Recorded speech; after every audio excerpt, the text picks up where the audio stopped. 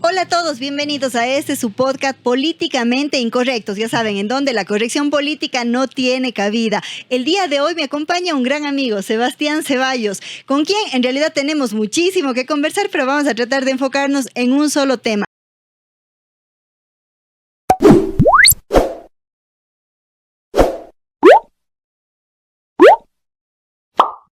Sebas, por favor, cuéntales a la gente que nos ven, ¿quién eres tú? Gracias, Carmita. Gracias, amiga. Muchas gracias por la invitación. Quería yo hace rato estar en Políticamente Incorrecto. Si no es que llevas mucho, pero en realidad creo que estos podcasts es una forma nueva de comunicar y aquí creo que se está haciendo una comunicación chévere. Yo soy Sebastián Ceballos, abogado de profesión, activista, ex candidato a la prefectura de la SUAY y, aunque no lo crean, porque no va a pasar, soy amigo de ella desde hace algún tiempo. ¿Y qué piensas tú, Sebas? ¿Cómo te consideras? ¿Eres políticamente correcto o políticamente incorrecto? Completamente incorrecto, desde todo punto de vista. Te voy a cachar en esa cuando comencemos a conversar.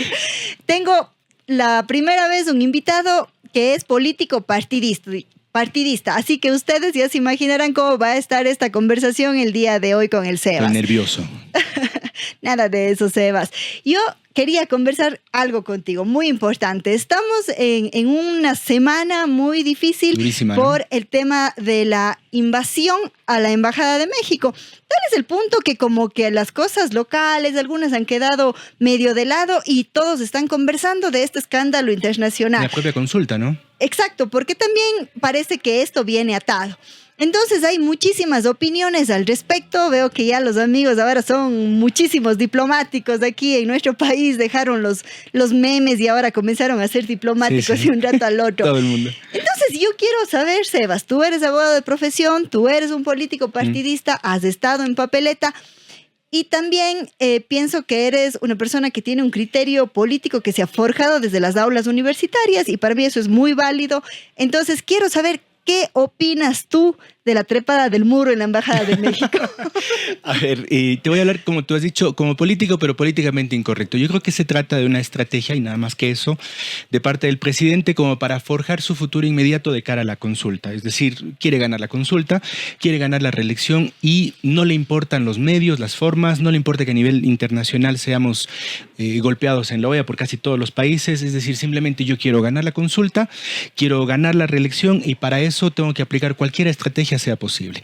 Yo recomiendo ver House of Cards, que es una serie que está en Netflix, donde es una especie de Juego de Tronos. Juego de Tronos también, de hecho, es una serie donde te muestran que no les importa absolutamente nada para poder llegar al poder o sostenerse en el poder. Y creo que se está aplicando de alguna forma esa estrategia por parte de Nova. Ojo, lo que te estoy diciendo no te lo hablo desde el punto de vista jurídico. Después jurídicamente podemos discutir, vos sabes también más que yo, que es evidente que no hay una razón que te diga, bueno, este es el camino o estuvo bien. Yo te hablo más bien como político y te hablo como político incorrecto, como tú dices. Es decir, esta estrategia de forjar algo para decir, ahora yo acabo de venir de la Feria Libre y en la Feria Libre toda la gente dice, ese es mi presi, porque tiene la fuerza y no sé qué y no sé cuándo. Oiga, pero a nivel internacional nos pueden golpear. No me importa, porque hay que cogerles a los bandidos, a los politiqueros que se llevaron la plata y tal.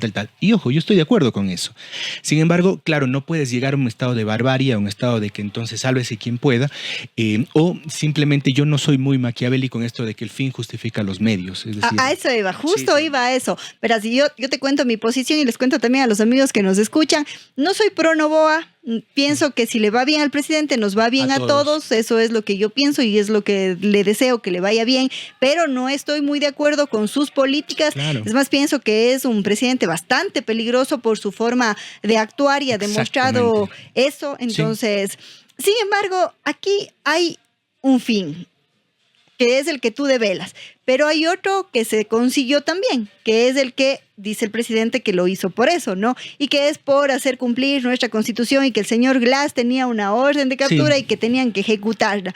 Ahora, esto es en sí lo que la gente quiere ver, como tú dices. Yo veo cómo se calientan las redes sociales el momento en el que un diplomático sale a decirles que no era la vía correcta y la gente estalla y nos dicen, no, es que ya es el colmo de impunidad y toda la gente se nos huye y las embajadas son guaridas de corruptos y así mismo ha venido siendo, ¿no? Completamente. Entonces, tú me dices o tú piensas que es un jugar con ese sentimiento, con ese sentir común para conseguir un fin diferente. Sí, y te hablo desde el punto de vista de la gente. Yo creo que tienes un estado débil que ha dejado pasar un sinnúmero de cosas. Te voy a poner un ejemplo. Ayer como estaba nervioso, como dijiste, vamos a hacer el podcast, entonces me puse a revisar los actos de corrupción, por ejemplo, del correísmo. Son increíbles, o sea, y yo incluso me faltaba la memoria. Tienes un ministro que se comió el cheque porque le cogieron las cámaras. Claro, no sé si te acuerdas, seguramente la gente que ve el podcast se va a acordar. La ministra Chan, el come cheques. La ministra Chan, estoy hablando de los primeros, para que veas que estoy viejito. La ministra Chan comprando ambulancias con sobreprecio. Esos fueron de los primeros, verás. Luego, la renegociación de la deuda. Todo esto tú sabes mejor que yo porque estuviste con el Fernando. Y todos estos temas fueron denunciados. Y después los casos grandes. Ayer estuvo José Consensao, no sé muy bien el portugués, es un tipo que era el lobista de Odebrecht. Así es. Sí, y Odebrecht estuvo en todos los países o en la mayoría de países de Sudamérica. Y que era en realidad una empresa que fue ayudada por el gobierno en ese entonces de Lula para entrar en otros países, pero sobre la base de coimas. Y está clarito que Odebrecht coimó a funcionarios, entre ellos al tío Rivera, que es tío de Glass, a funcionarios del correísmo para obtener las obras, 5 o 6 megaobras, todas más de 1.800 millones de dólares. Eso pasó en el correísmo y la gente sabe eso. Y de ahí de paso le coimó a Polit, ¿no? Para que le quite las multas y las sanciones cuando era Contralor. Pero además ahí viene otra cosa. ¿Quién le puso a Polit? Polit sacó 100 sobre 100 en el examen. Un corrupto, además, que no creo que tenga toda la mejor carpeta académica, sacó 100 sobre 100. ¿Y quién le puso la nota? Eran los correístas que estuvieron en el Consejo de Participación Ciudadana. Sí, entonces la gente ve eso, no sé si puedo hablar malas palabras aquí, pero se enoja. No está censurado, tranquilo. Se enoja, y vos sabes la otra palabra, esa misma que estás pensando. Se enoja y claro, hay un sentimiento de ira en la población. Y digo el correísmo, pero después vienes un tipo como Moreno que apareció en INA Papers, luego viene un gobierno de Lasso que dices que está vinculado con una de las mafias, o sea, todos, de las más grandes, ¿te imaginas? O sea, es un gobierno que está vinculado al narco. Y además un gobierno que entró con un capital que de por sí ya era alto, un patrimonio y que sale con uno muchísimo más alto y que además deja haciendo las leyes para que le beneficien de aquí a quién sabe cuántas generaciones más, ¿no? Entonces de esas cosas sí nos toca decirlos en políticamente incorrecto. No es mi culpa, yo no hice, pero sí me toca decir. Pero por supuesto, además que vos sabes, porque estuviste cercano no al gobierno, sino a la asamblea, a la fiscalización. Y claro, la gente en la Feria Libre, en la 9, en el barrio, sabe eso y tiene mucha ira porque la gente se levanta todos los días 5:30, 6 para camellar, regresa 6, 7, 8 a la noche a la casa, sigue camellando en la casa para llevar un pan a la casa y sabe lo duro que es mientras ves en la tele una serie de corruptos que se están llevando la plata en peso y que además luego van a Miami a disfrutar en las playas de Miami. No, o sea, no me jodas. Y por eso es la ira de la gente. Y claro, cuando vos a uno de esos cae, te sientes reivindicado, aunque incluso pueda ser por fuera de la ley. Y ojo que te está hablando un abogado, y yo sé que muchos abogados panas me van a decir, ¿qué está diciendo? Sí, pero te estoy hablando del sentimiento de la gente. Es que hay algo ante lo cual no nos podemos hacer los locos, y es que la gente, el pueblo, está contento de lo que pasó.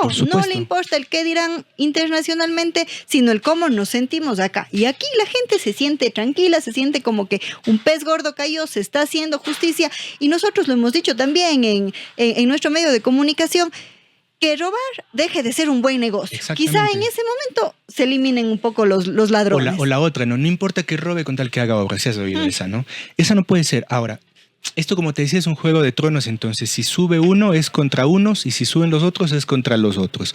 Y no puede ser así. O sea, en realidad el derecho en un país que se crea, no civilizado, pero equitativo, todos los peces gordos tienen que caer. Porque coincidirás conmigo que la mayoría de peces gordos no caen. No. De ese es de los pocos peces gordos que mordió el anzuelo. Yo te hago una pregunta para titular de podcast. ¿Cuáles son más mafiosos? ¿Fito y su mafia o los políticos que han gobernado este país?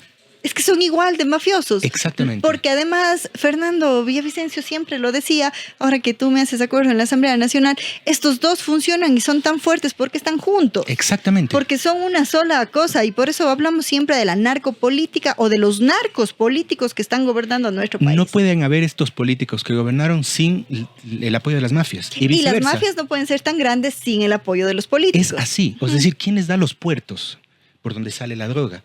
Las rutas por donde sale la droga. Los políticos que han estado en el poder son igual o peor, para mí incluso peor de mafiosos, porque ellos tienen con sus decisiones la posibilidad de pavimentar el terreno para los narcos y eso es gravísimo.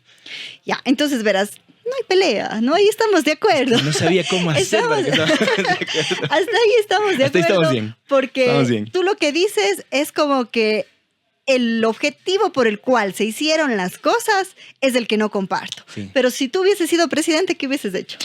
Respetar el debido proceso, pero además yo creo que en este país... ¿Te dejabas fugar? No, verás, yo creo que si yo fuera presidente, cuidado, van a decir, que va a ser candidato. No, me estás diciendo si yo fuera, es un sueño nada más. Yo creo que tenemos que ir a cambiar todas las estructuras jurídicas y políticas que tiene este país. ¿Por qué te digo esto? Porque... Hoy, bueno, el podcast sale días después, pero en estos días hay el tema del juicio al presidente de la Judicatura. Y acaba de decir el pana, el asesor, dice, sí, hablaba con Correa para cambiar a la fiscal y para poner un fiscal que le perdone a Correa. Eso acaba de decir en un testimonio anticipado. Entonces yo digo, y esos manes son los que ponían jueces. Claro. O sea, y es el Consejo de Participación Ciudadana el que dividía todo eso. Claro, entonces vos como presidenta, te devuelvo, solamente didácticamente, no puedes tener una justicia de ese tipo. Supongamos que hay policías, que yo también soy crítico de la policía, pero hay policías como sí lo hay, sanos, que te cogen a un corrupto con las manos en la masa. Van donde estos jueces, porque así es, y pagas 40 lucas por una sentencia favorable, por una acción de protección, y sales. Entonces, es un país completamente corrompido. Yo creo que hay que poner patas arriba al país y que yo creo que incluso elementos como una nueva constituyente, creo que incluso también lo planteó el Fernando alguna vez, podrían cambiar las estructuras para decirnos, a ver, ¿cómo vamos a elegir a los jueces? ¿Vamos a decir que estos manes pongan a los jueces o de alguna forma las universidades participen por lo menos para designar a los mejores profesores? Pero también tenemos yo creo rectores y rectores, ¿no? Yo creo que hay aquí en Cuenca mismo tenemos cosa seria la rectora. Pero yo creo que en las universidades por lo menos, o los colegios de profesionales, los colegios de abogados, o sea, una disputa por lo menos más sana. Creo que los colegios de abogados son menos contaminados que estos 5 bandidos de la judicatura o algunos que estuvieron ahí y que pusieron estos jueces, ¿no? Pero esto es con tiempo, o sea, si es que tú tienes tiempo, o entras como presidente y tienes el chance de cambiar todas estas cosas, de acuerdo, ese es como que una planificación a largo plazo. Pero ahora, ponte en los zapatos del novita. Siempre no hay censura, sí, no hay censura en redes sociales. Ponte en el zapato de nuestro querido presidente. Ya cambiaste. ¿Qué haces si es que le dan asilo político a Glass en ese momento? Sabes que se van a fugar, has agotado todas las vías de diálogo, como ellos dicen, y tienes 2 caminos. O sea, o dejarle que se te vaya o cogerle antes. ¿Qué haces ahí? Sí, yo respetaría el debido proceso, porque creo que en este caso, digamos, o sea, sí soy, y no te hablo como abogado, sino en el ámbito de un país que se mire al futuro, que se modernice. Eso no quiere decir que como presidente tengas que encabezar la lucha contra la corrupción. Es decir, lo primero que hay que hacer es que, como te decía, la justicia tenga la celeridad suficiente, porque justicia que tarda no es justicia. Glass está vinculado a Odebrecht. Está vinculado al tema de la reconstrucción de Manabí, donde se rifaron la plata. Está vinculado a los sectores estratégicos. Te decía, ayer revisaba, se aplanaron una refinería, o mejor dicho, un terreno, con $1.800 millones y ahí estuvo Glass. Pero de eso ha pasado 10 años ya. Por eso fue en el 2015. Pero el presidente está 6 meses, entonces claro. esos zapatos, 6 meses yo me refiero, al tema digamos, de la justicia. Pero mira, ¿por qué pasa esto, Sebas? Porque durante muchísimos años no han habido los contrapesos en el gobierno de este país. Acabamos de decir, fiscalía tomados por el movimiento político del presidente, asamblea, mayoría absoluta, 2/3 de la asamblea por el mismo movimiento. Tenemos Contraloría puesto por los del Consejo de Participación Ciudadana, que deberían ser apartidistas, pero que son del mismo partido del presidente. Y así tenemos el Consejo de la Judicatura y tenemos absolutamente todos los órganos. ¿No? Exacto, y entre ellos se van turnando los amigos, nada más. Y tú allá, tú acá y tú acá. Entonces gobiernan un solo grupo. No vamos a tener justicia en ese tiempo porque hay una sola cosa, pero el rato en el que ya vienen los contrapesos comienzan a darse estas cosas y bueno, es hora de actuar. Yo te digo algo, si es que yo hubiese estado en los zapatos de Novita, quizá lo único que hubiese hecho es antes de que le den el asilo. Claro. O sea, de una. Sí había que actuar antes, pero si había que subirse los muros, pues había que subirse los muros. Yo te digo que yo sí estoy de acuerdo, aunque ya me caerán ahí los políticamente correctos y me dirán aquí los diplomáticos trolls y todo, no importa, yo estoy de acuerdo. Aquí pienso que el pueblo necesitaba también una reivindicación, además que el otro camino, para mí, ya era demasiado humillante. Te cojo el ejemplo. Bueno, entonces hagamos lo mismo con Lasso. Hagamos lo mismo con Lecaro, que está en Argentina, con la gente de Moreno, que repartió los hospitales, y la otra gente del correísmo que está gozando. Claro. Claro que sí. O sea, hay mucha gente Claro que sí. está gozando de impunidad. Y eso es lo que a mí me arrecha. Esa no es mala palabra, vos dime, esa no es mala palabra. Arrecha, no. No quiero, verás que voy a terminar diciendo la otra palabra. Verás, el problema aquí para mí, Sebas, es el siguiente. El planteamiento, lo que deberíamos tomar de todo este conflicto acá, más que una sanción a Ecuador, es el reformar estos tratados internacionales también, que han permitido que durante muchos años las embajadas sean una cueva de ratones y que los países en pro de una similitud ideológica den asilo a personas que no son perseguidos políticos, sino que ya son sentenciados. O sea, Glass tenía 2 sentencias.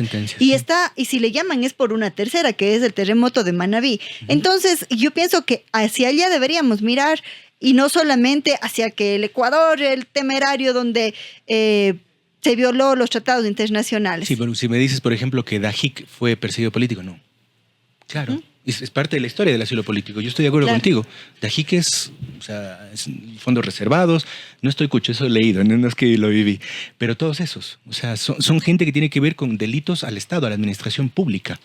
Es más, en el tema del asilo que tú bien dices a nivel internacional, personajes que estén vinculados a delitos de la administración pública, narcotráfico, no deberían tener efectivamente asilo político. Debería haber una reforma. Claro, por supuesto. Eso es, digamos, cosa mínima. Yo creo que es exagerado, por supuesto, la figura del asilo, que fue reconocida en su momento por la gente que, digamos, era activista de derechos humanos y que era contraria a un régimen tal, y se configuró, que además está bien, hay que defender el asilo político en el marco de eso, ¿no? Sí, cuando se cumplen esas cosas. Además, veamos que ya han pasado 70 años de aquellas leyes y la sociedad es una cosa cambiante. Si la fotografía de un momento es diferente a la otra, imaginémonos de 70 años.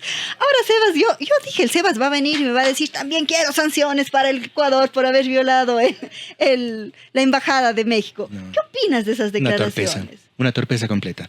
Una torpeza que además tiene que ver, pero además tiene que ver con el hecho de la desesperación, porque yo creo que muchos partidos funcionan como una mafia, ¿no? Entonces se defienden como una mafia. Yo recomiendo volver a ver la película El Padrino. Van a decir que estoy cucho y no quiero ver eso. El Padrino salió hace 40 años atrás. Un chavo ruco conmigo otra vez en el podcast. Pero en El Padrino vos ves cómo funcionan las mafias y son como hermandades, ¿no? Y también hay traiciones y cosas. Entonces yo digo, ¿te imaginas vos a Jorge Glass delatando y hablando? No, pues sería tenaz. Antes le matan. Para el propio Correa. Sí, ¿te imaginas al Lecaro o al cuñado, ¿cómo se llama el cuñado? Que Danilo Carrera, hablando y diciendo, a ver, yo puse los puestos en la aduana y esto. Fin. Se cae el sistema político de este país. Se cae porque se cae. Entonces, claro, funcionan como hermandades. Por eso la desesperación de decir, oye, sanciónale para que le liberen a Glass, porque si habla, imagínate en qué puesto queda Correa. Toda la aureola que supuestamente tiene una parte de la población, hay que reconocer. Sí, aquí en el Ecuador y también en la comunidad internacional. Se les cae el estadista, el tipo que no sabía nada, el tipo que se fue pulcro, tal, y todos sabemos que en ese gobierno no se movía una coma, si no es con la venia de Correa. En general en el Estado pasa eso. O sea, no me vengas a decir que el cuñado de Lazo no sabía Lazo que ponía y disponía de estos puestos. No jodas, se sabe, ¿no? Se sabe. Pensaré eso tal vez en un novato, sí, y que la curva de crecimiento en la política esté pero abajo para decirle creo. Claro. Pero no en estos viejos lobos políticos. Exactamente. O sea, saben. Les digo dinosaurios porque a mí sí me gustan los dinosaurios. Sí, saben lo que pasa, pero ¿sabes qué? En El Padrino, al final, la referencia, el padrino, en este caso, los expresidentes son preservados porque, claro, son, aunque la gente no los quiera, parte del status quo de este país. Por eso yo soy políticamente incorrecto, pero yo creo que todos ellos son responsables de lo que está pasando en el país, por acción o por omisión. Que da lo mismo al final, ¿no? O sea, sabes, pero te haces el pendejo de que te están robando y dale nomás, ¿no? Yo te ponía un ejemplo de, imagínate vos si haríamos una auditoría real de las campañas electorales. No, pues sería tenaz. ¿En dónde está tantísimo? ¿De dónde sacaron, tantísimo dinero para las campañas electorales? ¿Y cómo devolvieron eso? Porque además que eso se devuelve el doble, el triple, no sé cuánto más. Entonces yo siempre digo, ¿no? Cuando venga un candidato que está gastando demasiado dinero, por ahí no es, porque ese va a entrar al gobierno y de ahí va a tomar de nuestros impuestos, de nuestro dinero, para devolver esa deuda en puestos, en honorarios, en corrupción, en coimas, en sobornos, en sobreprecios. O sea, es una cosa terrible. Entonces, increíble. Eso sí es importante siempre, yo les digo, ¿no? Y ese es uno de los objetivos de este podcast, que la gente se eduque en política y que entienda que esta debería ser nuestra profesión a tiempo parcial. Completamente. O sea, y claro, lo otro que vos dices es, imagínate en las campañas, yo le escuché una vez a un tipo que no te voy a decir quién es, pero me dijo, es donde se lava más plata. El momento coyuntural donde se lava más plata en este país. Y yo creo que en el mundo, ¿no? Una de las razones por las cuales el presidente de México defiende también, porque créeme que cuando yo vi las imágenes que develaron recién, las de ayer, o sea, terrible. Yo me imagino haciendo ese papel, pero por mi hijo pequeñito, así, que alguien le viene a coger y querer defenderle y abrazarle con todas mis fuerzas. Por lo tuyo, digamos, por algo propio, que amas. Pero no por un delincuente de otro país, además, que entró a asilarse y que estaban a punto de huir. O sea, ahí es cuando dije, no, pues, o sea, ya nada, bien hecho que se subieron el muro. Sí. Mientras toda la comunidad internacional sancionaba y todo, al final, ellos... ¿qué hacen cuando nosotros estamos en una crisis tan grave? Y claro, tienes el otro lado, ¿no? La gente más sencilla, a la que en cambio le cae todo el peso de la ley, ¿no? Claro. O sea, a la gente de la tienda que vas al SRI y si no pagaste 2-3 meses, boom, te viene el sello de clausurado, que al final es todo el peso de la ley, digamos, y esta gente dice, oiga, no tuve para pagar porque no tengo las mismas ventas. Así es. ¿Sí me entiendes? O la gente, yo sí creo que incluso habría que ver en la criminología del delito, la gente humilde que está cayendo también en las cárceles y digamos que no tienes educación, que no tienes salud y todo lo demás y que es parte de todo el sistema y que está viviendo la pobreza. Escuelas cerradas, estuve el fin de semana en un pueblito que me decían, oiga, aquí cerraron la escuela comunitaria. O sea, eso es... un pueblo educado no les conviene tampoco a los políticos, ¿no? Exactamente. O sea, no entonces, les conviene. Y la rabia que sentía por esa madre, porque cerraron la escuela comunitaria de mi hijo. Y ahora tengo que mandarle allá y mi hijo no quiere ir y lo más probable es que abandone la escuela. Y ayer circuló un video a la par que fue muy difundido también de un chico que en sus brazos llevaba a un niño que lo había rescatado en el Darién, porque su madre ya no podía llevar. Y claro, ese es el otro lado de la moneda de este país. Y esa es una realidad que nos golpea especialmente a los cuencanos y a los azuayos. Recién la gente del norte, de Quito, de Ambato, comienza a sentir esta realidad, recién.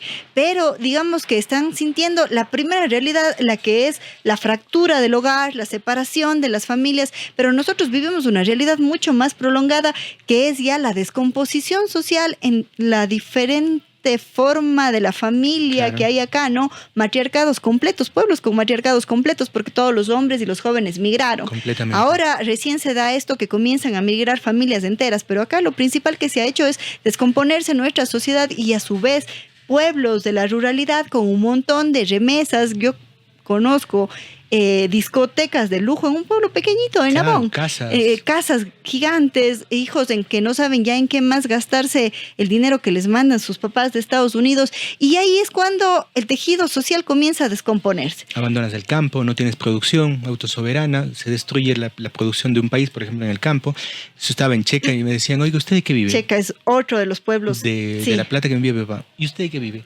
Oiga, pero aquí tiene usted para sembrar maíz. Sí, pero ya no me cae bien. Checa es una de las parroquias rurales de Cuenca en las que hubo el matriarcado, ¿no? Sí, ahí fue en donde hay un montón de gente, solamente mujeres. Sí, es increíble. Sí, es increíble. Entonces, en las fiestas, vos ves en los desfiles. Ya ves, ¿qué estabas haciendo en las fiestas?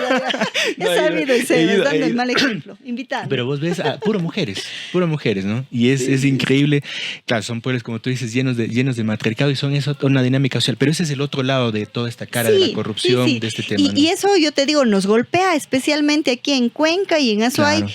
Y es lo que hace que la gente tenga estos sentimientos encontrados, que yo te digo, yo los comparto con la gente. Claro. Lo que sí hay que tener claro, y siempre digo, ¿cuál es el objetivo de hacer una u otra cosa? Uh-huh. Si es que hago las cosas por el fin correcto, estamos bien. Claro. Pero a veces no lo hacen, como en este caso, que ya te digo, yo no soy fan del gobierno actual, espero que le vaya bien, deseo que corrija sus pasos. Si va a una reelección, que comience a escuchar a la gente, sería buenísimo, y que comience a combatir varios temas. temas, porque acá no es que solamente, ahorita distrajimos toda nuestra atención en el conflicto internacional, pero temas, tenemos ¿no? una gran crisis de cosas. seguridad que no ha podido ser combatida y que eso ha arrastrado una crisis de productividad.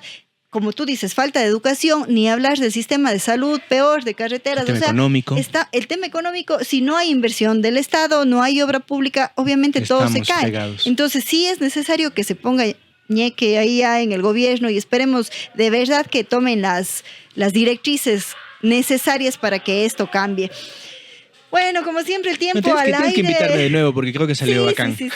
Este solamente es un tema puntual, Abre pero boca. tenemos que seguir conversando. Creo que hay muchísimas cosas que transmitir a la gente para que vea que en la política no todos los políticos son así horribles, ¿no? Sí, hay algunos que sí son medio chéveres.